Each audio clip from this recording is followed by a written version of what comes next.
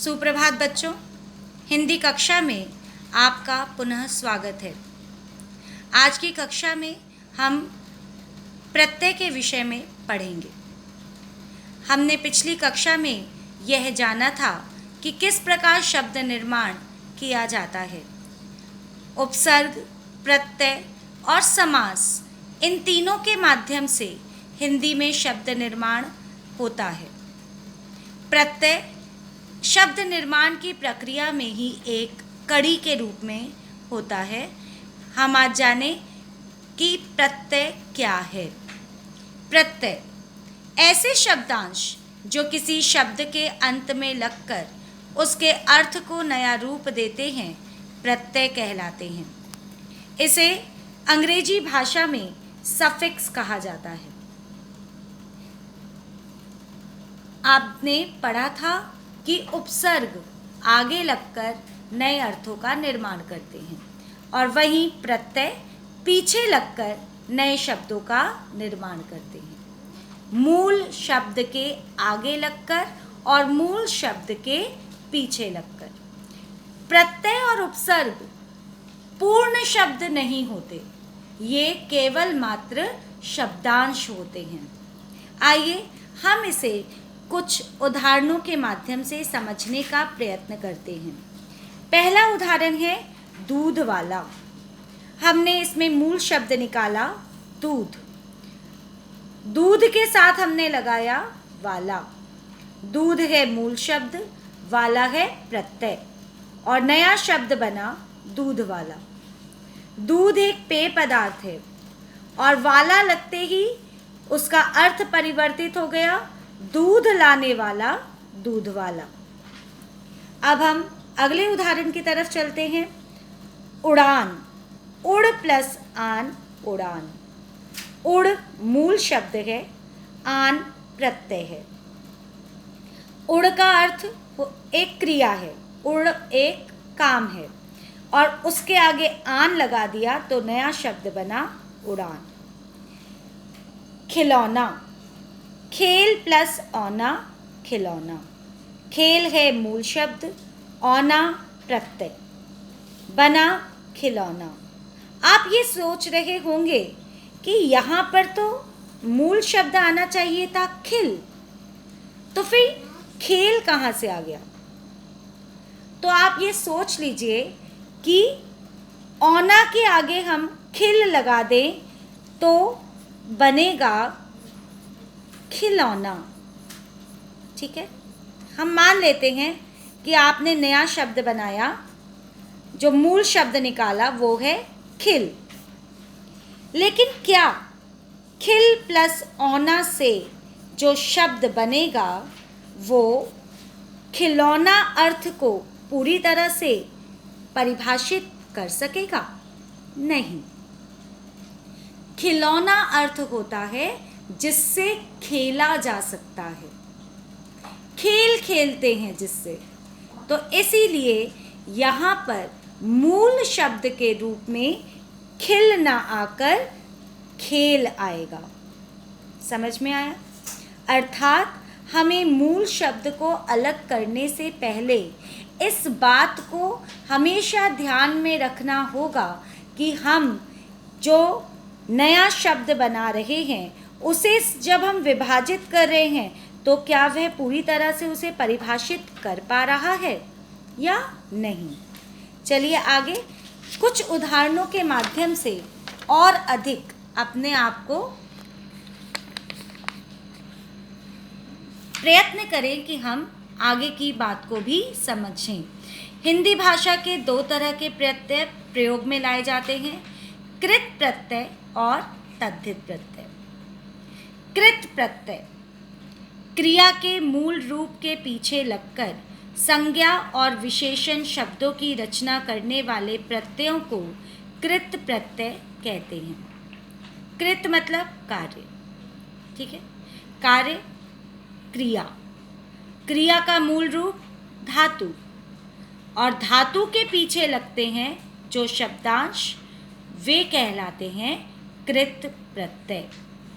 आइए उदाहरणों के माध्यम से जानें। पहला उदाहरण है पढ़ाकू। पढ़ाकू।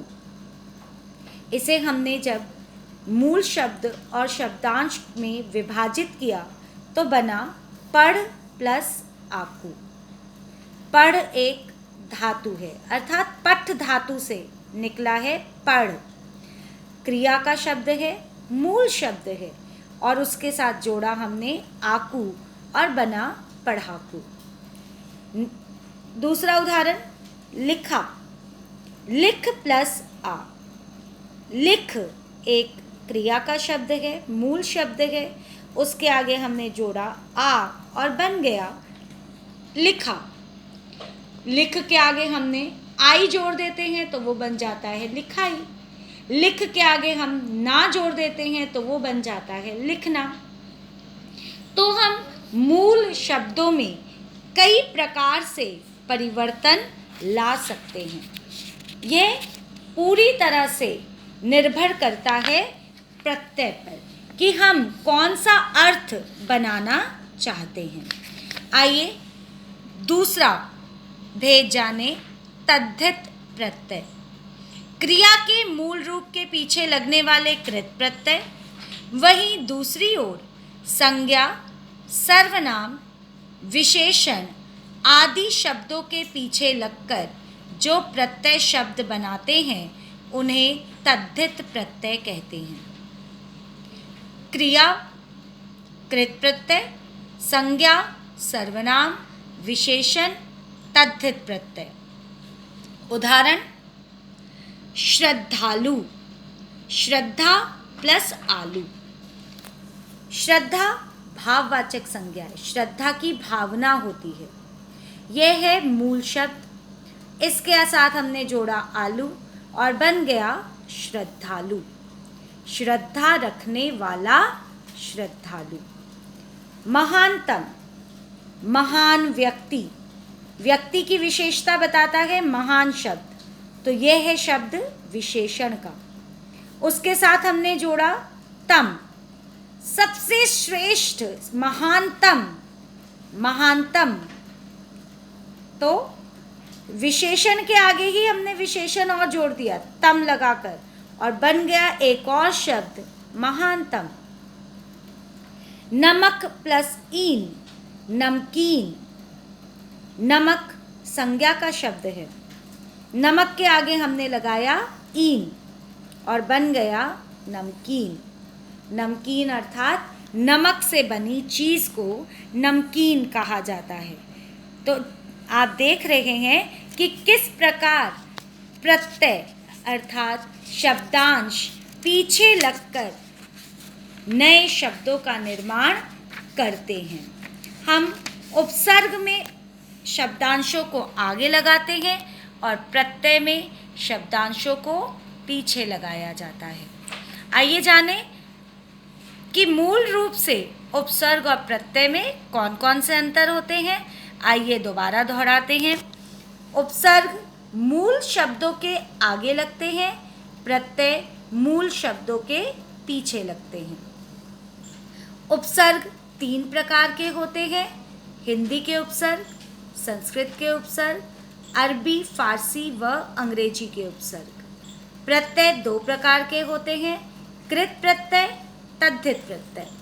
आइए इसे भी दोहरा लें। जब हिंदी भाषा के शब्दों का निर्माण होता है तो वो हिंदी के उपसर्ग कहलाते हैं। जब शब्दांश मूल शब्द में जुड़कर जिस नए शब्द का निर्माण करते हैं वे शब्द संस्कृत के होते हैं तो वे शब्दांश कहलाते हैं संस्कृत के उपसर्ग। अरबी, फारसी व अंग्रेजी के उपसर्गों के माध्यम से जो शब्द बनते हैं वो शब्द इन्हीं भाषा से संबंधित होते हैं, इसीलिए उन्हें कहा जाता है अरबी, फारसी व अंग्रेजी के उपसर्ग। प्रत्यय की दोनों भेदों को भी हम दोबारा दोहरा लें। कृत प्रत्यय, तद्धित प्रत्यय। कृत अर्थात क्रिया व धातु के पीछे लगाए जाने वाले शब्दांश।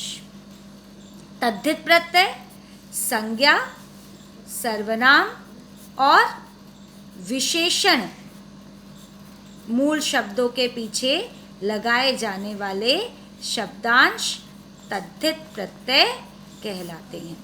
तो हमने आज क्या जाना? उपसर्ग और प्रत्यय में अंतर। उपसर्ग और प्रत्यय का एक साथ प्रयोग भी हो सकता है। आइए हम अपनी जानकारी को थोड़ा सा और बढ़ाएं। उपसर्ग और प्रत्यय का एक साथ प्रयोग किस प्रकार हो सकता है? ये है हमारी भाषा का चमत्कार। ये है शब्द निर्माण की प्रक्रिया, जिसे हम जाने अनजाने प्रयोग में तो लाते हैं, लेकिन समझते नहीं हैं या समझने का प्रयत्न नहीं करते, उतना समय नहीं लगाते। आइए जाने उदाहरणों के माध्यम से। अनदेखा, हमने इसमें से मूल शब्द अलग करना है। आप भूल जाइए कि मैंने इसे पहले से ही अलग करके रखा है। हम इसे छुपा देते हैं। अब आप देखिए अनदेखा, कार्यकुशलता, गैर जिम्मेदारी। अब हमने अपने दिमाग में यह सोचना है कि अनदेखा में हम ऐसा कौन सा शब्द निकाल सकते हैं जिसका एक अलग पूर्ण अर्थ होता है। तो आप सोचकर यदि आप निकालने का प्रयत्न करेंगे तो आप देखेंगे कि इसमें से अर्थ निकलता है, एक शब्द निकलता है देख। देख के आगे हमने लगाया अन और पीछे लगाया आ और शब्द बन गया अनदेखा। अन प्लस देख प्लस आ। अन क्या है? उपसर्ग। देख क्या है? मूल शब्द। और आ क्या है? प्रत्यय। अर्थात कुछ ऐसे शब्द भी होते हैं जिनमें उपसर्ग और प्रत्यय दोनों लगे हुए होते हैं और हम उन्हें अलग करके मूल शब्द का पता लगा सकते हैं। आइए दूसरे उदाहरण की तरफ चलते हैं। कार्य कुशलता। अब यदि हम पुनः ध्यान लगाएं तो हम जानेंगे कि इसमें से एक ऐसा शब्द निकल रहा है जिसका एक अपना अर्थ है, वह है कुशल। उसके आगे हमने लगाया कार्य और पीछे लगाया ता, बना कार्य कुशलता। कार्य उपसर्ग, कुशल मूल शब्द और ता प्रत्यय, और नया शब्द बन गया कार्य कुशलता। अब तीसरा उदाहरण, गैर जिम्मेदारी। अब पुनः विचार करें कि किस प्रकार इसमें से एक मूल शब्द निकाला जा सकता है। सोचने पर हमें जवाब अवश्य मिलता है और वह निकलता है शब्द जिम्मेदार।